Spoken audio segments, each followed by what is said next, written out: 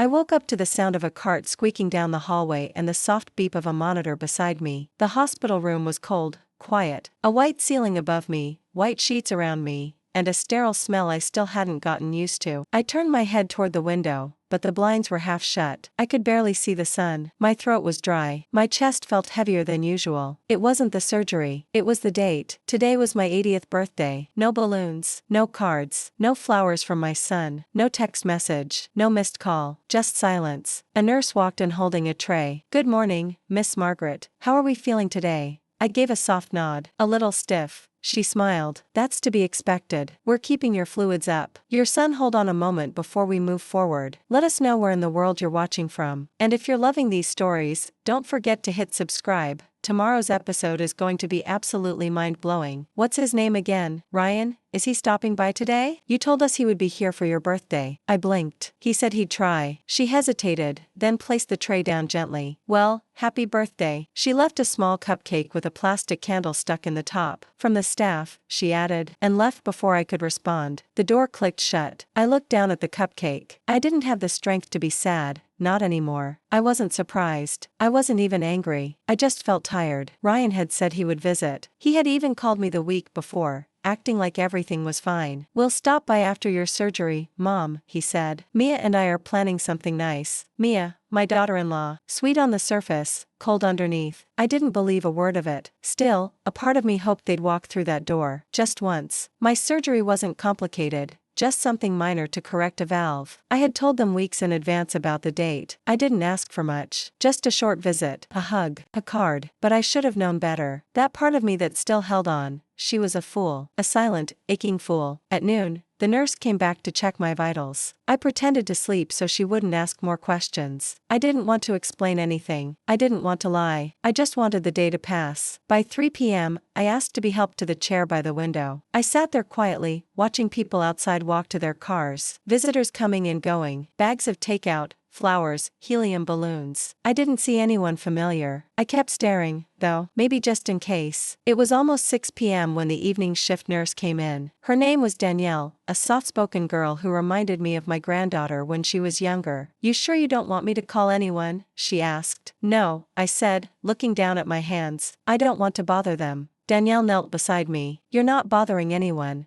I glanced at her, then looked away. "They're on vacation." She frowned. "Oh, where?" I shook my head. "Mexico, some resort. I only know because I saw it on social media." I don't think they realized I could still see what they post. She didn't say anything, just put a hand on my knee. "They're using my credit card," I added after a moment. "It's under his name, but the account's mine. I gave him permission to use it for gas, groceries." That was before. Danielle stood up slowly. "Do you want me to bring you some tea?" I nodded. "Yes, please, that would be nice." As she walked out, I heard her mutter something under her breath. Something like, "You deserve better." The room felt heavier after she left. I thought about the photos I'd seen on Ryan's wife's Instagram. The two of them by a pool, drinks in their hands. The caption said, "Living our best life while grandma gets a little hospital TLC." A joke, probably, but it didn't feel like one. Not when I was sitting here alone on my 80th birthday, with the nurse's cupcake and no one else. I remembered giving them access to my accounts. I trusted them. They said it was just to keep things organized. I never thought they'd treat me like a burden once I wasn't useful anymore. I helped raise their children. I gave Ryan the down payment for his first home. When Mia lost her job,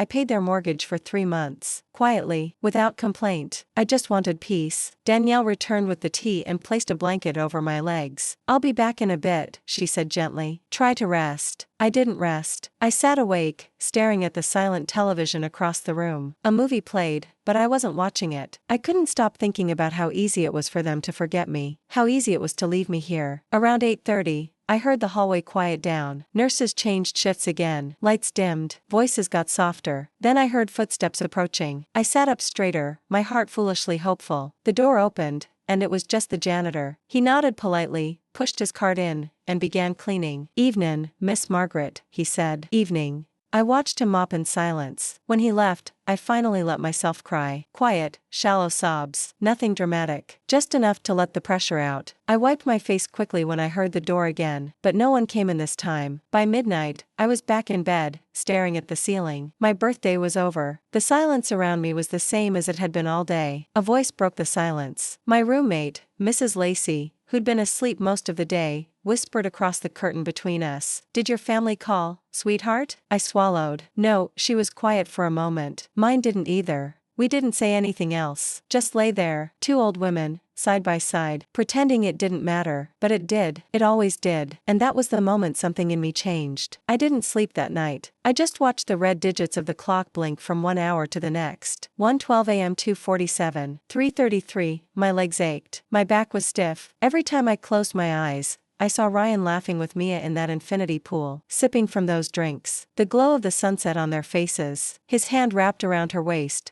and her post tagging the resort's account like it was some milestone. The hospital room was quiet again. The nurse only came in once to check my blood pressure. She didn't speak much, just smiled, adjusted the blanket on my feet, and left. By 6 a.m., the hallway came to life. Carts clanged against the walls, nurses moved fast, and the faint smell of scrambled eggs drifted from the cafeteria. I was already sitting upright in the bed, waiting. Danielle came in at 7. "Morning, Miss Margaret. You're up early." I nodded. "Didn't sleep much." She moved to the monitor beside me, checking the numbers. "We're doing well. Heart rate is steady, oxygen's good. Doctor says you can probably go home tomorrow." I didn't answer right away. I wasn't sure I wanted to go back home. That house didn't feel like mine anymore. They had taken over everything. Ryan and Mia moved in 3 years ago, temporarily, after his layoff. Then it turned permanent. They redid the kitchen, painted the walls, put locks on doors I used to open freely. Now I lived in the smallest room in the house, the old laundry room that they converted into a bedroom for me. "Margaret?" Danielle looked at me. "Everything okay?" I blinked. "Yes, just thinking." She hesitated, then leaned a little closer. "Did your son ever call yesterday? For your birthday?" I looked away. "No, not even a message." Danielle's jaw tightened. She didn't say anything, but she reached into her pocket and pulled out her phone. "Do you mind if I take a look at something for you?" "What is it?"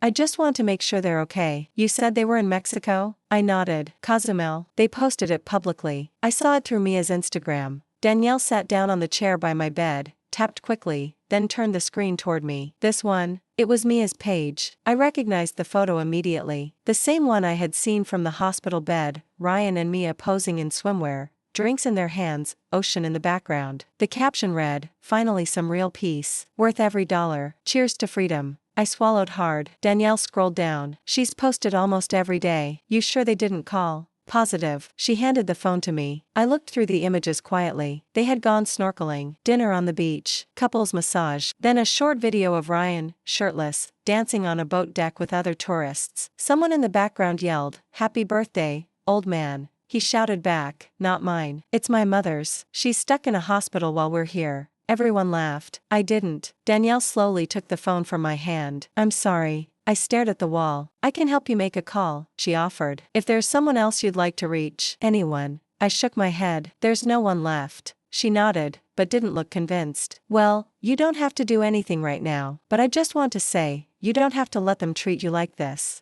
I didn't respond. I couldn't. That afternoon, the doctor came by. He asked me routine questions. How I was feeling, if I could walk a few steps, if I was dizzy. Then he said, "You're good to be discharged tomorrow morning. Your son will pick you up." I hesitated. "Yes, Elite. I'll call him tonight." The doctor smiled. "We'll get the paperwork ready." When he left, Danielle walked back in. "You're going home tomorrow?" she asked. I nodded. She looked at me for a moment. Then she sat down again, slower this time. "Can I ask you something?" "Sure. Why do you keep giving them chances?" I didn't know how to answer that. Maybe because I wanted to believe he was still the boy I raised. The one who used to hold my hand at the grocery store. The one who cried when I dropped him off at his first day of school. I had pictures, memories, little things that made me forget how cold he had become. "They're my family," I said finally. Danielle nodded. "But you're not theirs." That sentence hit harder than I expected. I didn't speak again until after dinner. The tray sat untouched on my lap. My roommate, Mrs. Lacey, had been moved out earlier that day. I was alone now. I pressed the call button. Danielle showed up within minutes. "Can I borrow your phone?" I asked. She handed it to me without hesitation. I stared at the screen for a long time, then finally dialed Ryan's number. It rang 3 times, then voicemail. "Hey, it's Ryan. Leave it if it's important." Beep. "Ryan, it's Mom. I'm being discharged tomorrow morning. I just need someone to pick me up. I know you're busy, but if you can, be here by 10. I ended the call and handed the phone back. Danielle said nothing, just took it quietly and gave me a nod. That night, I slept for a few hours, not restfully, but enough to quiet my head. In the morning, I packed the few things I had: an old book, a small bag, my cardigan. Danielle came to help me dress. She brushed my hair gently and helped with my shoes. By 9:45, I was ready. At 10 o'clock, I sat by the automatic doors of the hospital, waiting. 10:10, 10:20. Danielle came by with a cup of water. Want me to call again?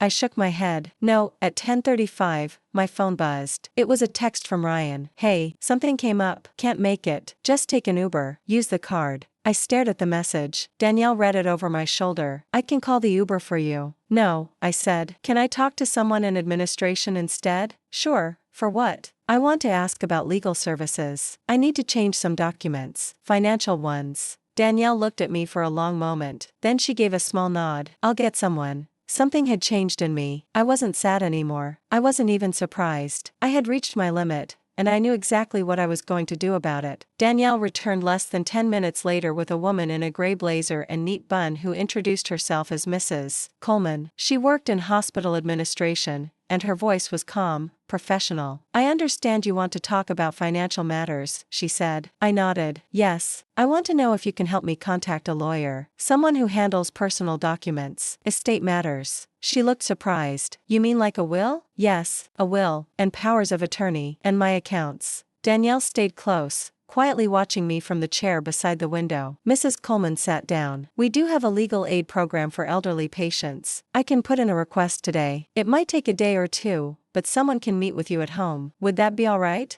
I nodded slowly. That's fine, but I want it started today, please. Mrs. Coleman made a note on her clipboard. Of course, I'll file the referral now. After she left, Danielle looked at me and said, Do you want to tell me what you're planning? I'm just getting things in order, I said. She didn't push further. I was grateful for that. A few minutes later, the hospital called a transport service for me. Not Ryan, not Mia, just a man named Mark with a small van and a folding wheelchair who smiled and helped me inside. He strapped me in and didn't say much, which was exactly what I needed. When we pulled up to the house, I stared at it through the tinted window. It used to be mine. I bought that place in 1987, paid the mortgage in full by 1996. It was painted beige back then. Now it was blue. The porch furniture was gone. The curtains were new. Nothing looked like mine anymore. Ryan's car was parked out front. I recognized Mia's SUV next to it. Mark helped me out and wheeled me to the door. I rang the bell. A few seconds passed before Mia opened the door. She looked at me, surprised. Oh, you're back already. She stepped aside to let me in. Ryan's in the garage. I said nothing as Mark helped me inside and wheeled me toward the hallway. The house smelled like their air freshener, sweet and strong. Not my scent, not my home. We didn't know you'd be early, Mia said as she moved toward the kitchen. You could have texted. I called, I replied. She didn't answer. Mark left after I thanked him. I sat in the wheelchair quietly, watching Mia pull out leftovers from the fridge. She didn't offer me anything, just placed a box of takeout on the counter for herself. Your room's still the same, she said over her shoulder. Ryan fixed the bed frame. I looked at her, wondering if she realized how strange it was to call my bedroom your room, like I was a tenant. Thanks, I said anyway. I wheeled down the hall. The door to my old bedroom was closed. When I opened it, nothing had changed, because there was nothing left to change. A narrow single bed, a lamp, a small plastic set of drawers, a calendar with no marks on it. The television was gone. I remembered giving it up after they said they needed it for the kids' playroom. I sat there for a while. Ryan came in around 1 p.m. He stood in the doorway, holding his phone, not looking away from it. Hey, he said. Glad you made it home okay. Thanks. He leaned against the wall. I figured you'd be fine. It's not like the hospital's that far. I called you. He nodded. Yeah, I saw the message. I was busy. You couldn't pick me up? He shrugged. We had to check out of the hotel. The shuttle was late. Mia wasn't feeling great. I stared at him. You could have still come, or at least called. He finally looked up. Why are you making this into a thing? You got home, didn't you? I didn't say anything. He sighed. You always get emotional when you're sick. I told Mia you'd act like this. He turned to walk away. Ryan, I said. He paused. I need to see the bank statements. He looked over his shoulder. What? The credit card, the joint account. I want to see the charges. He stared at me for a moment, then scoffed. Are you serious? You don't trust me now? I didn't say that. You're acting like it. I just want to know what's being used. That's all. He crossed his arms. I don't have time for this right now. Maybe later. He left. I closed the door and sat in silence again. That night, I didn't eat dinner with them. They didn't invite me. I heard them laughing in the kitchen, the sound of a bottle opening, plates clinking. At one point, I heard one of the kids crying, but nobody came to me. I slept early. In the morning, I called the number Mrs. Coleman had given me. A legal services office answered. I gave them my name, my hospital ID, and said I needed to schedule an in-home meeting. The woman said someone could come Thursday at noon. I wrote it down. Thursday, noon. At lunch, Ryan came into my room, holding a small brown envelope. Here, he said. I printed some statements.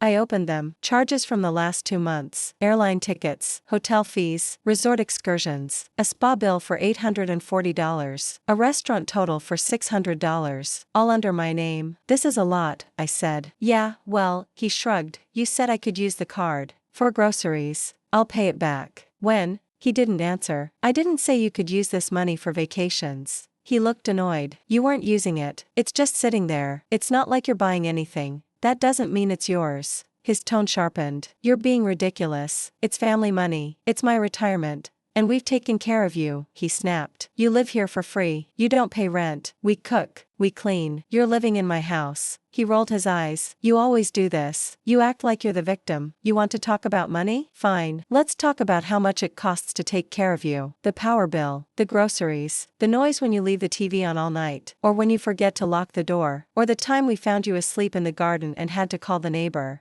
I stayed quiet. He stared at me, waiting for me to argue. When I didn't, he turned and left. I closed the envelope and placed it in the drawer. That night, I didn't sleep. I didn't cry either. I just stared at the ceiling, counting down the days until Thursday. Thursday came. I was up by 7 a.m. I had barely slept again, but I was alert. I brushed my hair, put on a clean sweater, and sat in the kitchen drinking instant coffee. Ryan and Mia had already left. He formed meetings, as he said, and she to take the kids to school. They didn't ask where I'd be or who was coming. At 11:55 a.m., the doorbell rang. I moved slowly down the hallway and opened the door. A middle-aged woman stood there with a folder in her arms. Her gray blazer was the same type Mrs. Coleman wore back at the hospital. She wore glasses and had her hair tied back tight. She looked serious, but not cold. Mrs. Margaret Halstead? She asked. Yes. I'm Eleanor Raymond, from Thompson and Burke's. We spoke briefly on the phone. I stepped aside to let her in. She glanced around as she entered. Nice home. I didn't answer that. We sat at the small dining table. I asked if she wanted water or coffee, but she declined. She opened the folder. Mrs. Halstead, I understand you'd like to update some legal documents. Will, power of attorney, financial rights. Correct? Yes. Do you currently have a will? I did. It names my son Ryan as sole heir. That was from years ago. Before all this. All this? I looked down. Before they moved in. Before they started using my money without asking. She nodded but didn't interrupt. I want to remove him from everything, I said. And Mia, both of them. Understood. Do you have any other family? No, no one close. My sister passed away 2 years ago. I have a niece in Oregon, but we haven't spoken in 10 years. Do you have someone in mind as a new beneficiary? I hesitated. Then I nodded. Not a person. I want to leave the house to a local women's shelter. I want the rest of my accounts to go to that same organization. I'll get you their full name and registration later. She adjusted her glasses. Very well, that's entirely doable. I'll prepare the updated documents for your signature. I'll also prepare revocation forms for your existing power of attorney. Does your son hold that currently? He does. We'll cancel that immediately. She paused. Just so I understand, are you under any pressure in this house? Has your son or daughter-in-law ever threatened you? I shook my head. No, not directly, but they've made it clear I'm a burden. I live in my own house and feel like a guest. They use my money and treat me like I owe them something, and they weren't there for me when I needed them most. She didn't take notes at that part. She just looked at me for a long moment, like she wanted to be sure I meant every word. All right, she said. We'll have these ready for signing tomorrow. I'll return with a witness. Will you be home? Yes. We stood. She extended her hand. It was a pleasure meeting you, Mrs. Halstead. You too. As she walked toward the door, she turned back. If they question you, your family, do not tell them anything until the paperwork is filed. You have the right to change your decisions without informing them. I nodded. I won't say a word. She left. That afternoon, Ryan came home early. He dropped his keys loudly on the counter like always. I stayed in my room. Around 4 p.m., he knocked. You good? He asked. I'm fine. You need anything? No, he didn't ask anything else. That night, I heard him and Mia arguing in the kitchen. Something about credit cards and late fees. Mia said, "Why is there a hold on the main account?" Ryan told her to calm down. Then their voices dropped. I sat still, listening. They knew something was happening, but they didn't know what. The next morning, Eleanor returned at 9 a.m. sharp. This time, she brought a second woman, short, older, with silver hair and a calm demeanor. She was the legal witness. We sat again at the same table. "This will revoke your prior documents," Eleanor said as she unfolded the papers. I picked up the pen. My hands trembled slightly, but not from fear. I signed everything. "Will updated. Power of attorney cancelled. Beneficiaries removed. Accounts redirected." When we were finished, Eleanor placed everything neatly in her folder. "It's done." I nodded. She stood, and before leaving, she placed a final paper in front of me. "This is a one-page summary of what we did today. It's just for your own reference. Keep it safe." I folded it and tucked it in the inside pocket of my cardigan. After she left, I made a cup of tea and sat outside on the back porch for a while. The sun was out, but the air was cool. I watched a squirrel run across the fence. A dog barked somewhere in the neighborhood. It was peaceful, until Mia came home. I heard the front door slam. Her heels clicked fast across the hardwood. I turned slightly in my seat, but stayed outside. She pushed the porch door open. "What's going on?" she asked. "With what?" "The account. There's a restriction on it." "I don't know." She stared at me. "Did you change something?" "I called the bank. Told them I wanted to review everything. That's all." She crossed her arms. "Well, now we can't pay the kids' daycare." "I'm sorry to hear that. You said Ryan could use that card." "No, I said he could use it for groceries. Years ago. I never said you could take vacations with it." Her face turned red. "We've taken care of you, Margaret. We've let you stay here. This is my house." She paused. "You're making a big mistake." I stood up. "I already did. Years ago. I let you move in. I let you control everything. I thought I was helping, but all I did was give you permission to use me." Mia didn't reply. I walked past her into the house. That night, Ryan didn't speak to me. Mia avoided me. I didn't mind. I was finally invisible on my own terms. I woke up the next morning at the usual time, 6:45. The house was quiet. Ryan had left early again. Mia wasn't in the kitchen. I didn't hear the kids. It was the first time in a long while that the house felt still. I made myself a small breakfast, toast, tea, and a boiled egg. I ate slowly, cleaning up after myself like always. I never left a mess. I didn't want to give them anything to complain about. Around 9 a.m., Mia came back from the grocery store. She didn't say hello, just walked past me with 2 bags, muttering under her breath. I ignored it. I returned to my room to fold laundry. The folder with Eleanor's summary was still in the top drawer of my bedside table. I checked it, like I always did, just to be sure, but when I opened the drawer, it was empty. I froze. The papers were gone. I pulled the drawer fully out and checked underneath. Nothing. I checked the closet, under the bed, behind the lamp. Nothing. I stood there for several minutes, unsure what to do. Then I heard Mia's voice. Not loud, but sharp. She was on the phone. "Yes, she signed something. It's not a copy. It's just a note. I found it this morning when I was cleaning. I think she changed the will." A pause, then her voice again. "Well, of course we need to fix it. She's not thinking clearly. I don't even know who that woman was that came here. Probably some scammer."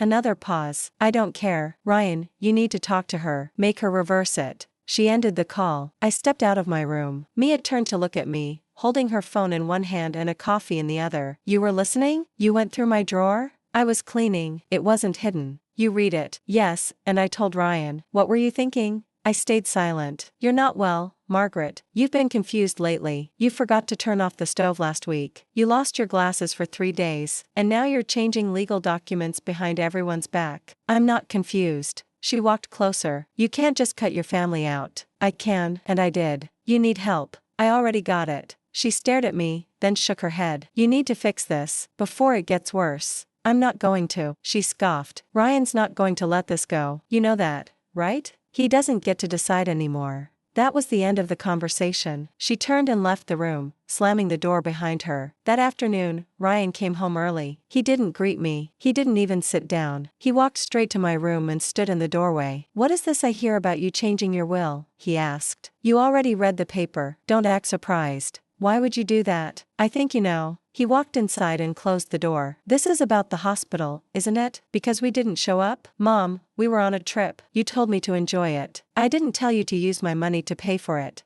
I said I'd pay it back." You never do. He sat on the edge of my bed. Mom, you're angry. I get it. But cutting us out of the will? You're going to destroy everything. The house, the accounts. Mia's going to lose her mind. And the kids. I've seen how much you care about the kids seeing me. He rubbed his face with both hands. You don't know what you're doing. You're being manipulated. No, Ryan, I'm finally not being manipulated. His voice rose. You're not thinking clearly. You want to leave everything to strangers? To some charity? To people who won't forget me on my birthday? He stood up fast. You're not changing anything else. I already did. He clenched his jaw. We'll talk about this later. No, Ryan, we won't. He left without saying another word. That evening, Mia didn't speak to me either. She slammed cabinets, made loud phone calls. I heard her telling someone that the old woman was losing it, and that they'd have to get a lawyer involved soon. I closed my door and locked it. I didn't sleep well that night. I kept replaying their reactions over and over. The shock, the anger. Not once did either of them ask why I did it. Not once did they say sorry. Not once did they ask if I was okay. The next day, Eleanor called. Just checking in, she said. Everything all right? They found the summary. Did they take it? Yes. There was a pause on her end. That doesn't change anything. The real documents are filed. The will is valid. The accounts are updated. They said they'll challenge it. Let them try. You're of sound mind. You signed everything properly, and unless they can prove fraud, they won't win. I nodded. Thank you. You made the right choice, Margaret. I hung up. Later that day, Ryan tried to talk to me again. I want to take you to lunch, he said. No, just to talk. There's nothing to talk about. We're family. You keep saying that word, but it hasn't meant anything for a long time. He opened his mouth to respond, but then closed it and left. That night, I packed a small bag. Just clothes, documents, my medication. I didn't know exactly when I'd leave, but I knew I would. The house didn't feel like mine anymore. The people didn't either. I had a plan forming, and for the first time in years, I wasn't afraid of what would come next. I waited 3 more days before doing anything. I didn't rush. Ryan and Mia barely spoke to me in that time. They walked past me like I wasn't there. I heard them whispering behind closed doors,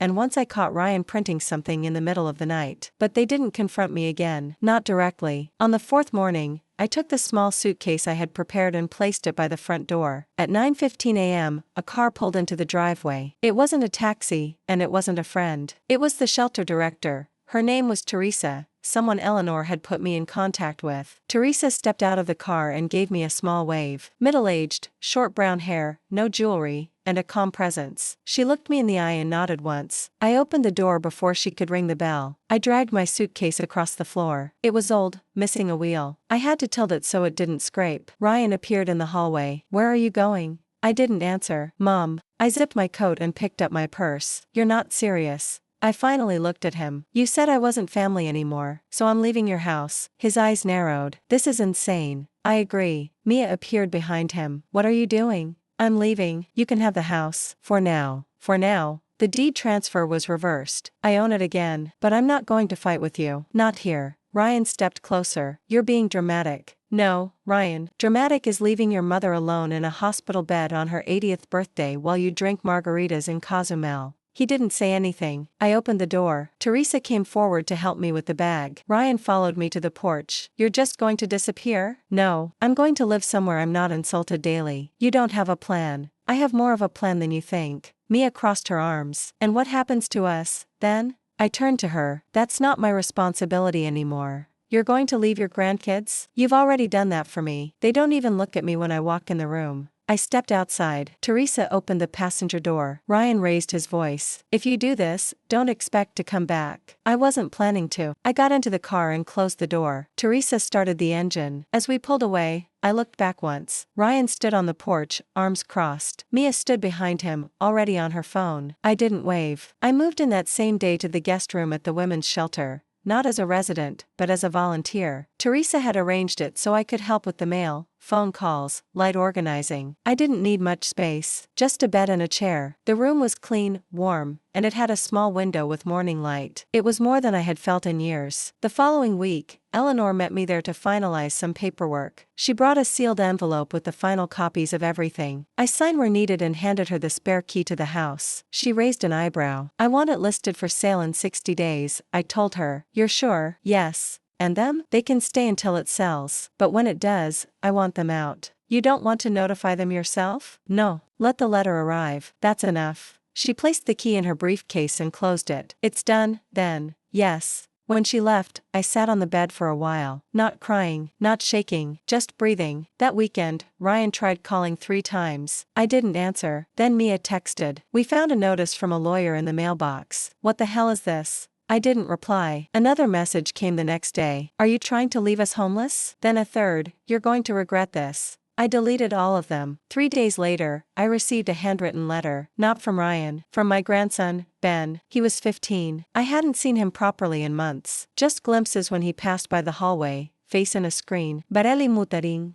The letter was short. "Grandma, I don't know what's happening, but I heard Mom yelling. I hope you're okay. I miss your grilled cheese sandwiches. I miss you reading to me when I was little. If you want to see me, write me back, please." I sat there with the letter on my lap for a long time. Then I took out one of the shelter's envelopes and began to write. "Dear Ben, I miss you too. I'm safe, and I'm well. I'd love to see you soon, but I need you to understand that I had to do what I did. I wasn't being treated kindly. You can visit me anytime, but only if you come with respect. Love, Grandma." I mailed it that afternoon. A week passed. Then too, the shelter grew to feel more like a home than that house ever did. I helped with the kitchen list. I sorted donation boxes. I answered calls. The day the house officially went up for sale, I didn't flinch. I received a copy of the listing in my inbox. The realtor said there was already interest. It was a nice house. Of course there was. 2 days later, I heard a knock on the shelter's front door. It was Ben. He stood there, alone, holding a backpack and a comic book in his hand. Taller than I remembered, hair messy, blue eyes like his father's, but softer. I opened the door. He didn't say anything. He just hugged me. I held him for a long time. We sat in the living room of the shelter and talked for an hour. He asked if I was angry. I said no. I told him I was tired of being invisible. He said he understood. When he left, he said, "I think Dad's scared now." "I'm not." He smiled. "I know." After he was gone, I went back to my room. I closed the door, sat by the window, and I realized something. They had left me alone in a hospital bed on my 80th birthday. But I wouldn't die in silence. I'd live the rest of my days on my terms, even if it meant walking away from everything I gave them. And they'd spend the rest of theirs knowing I took the only future they were counting on,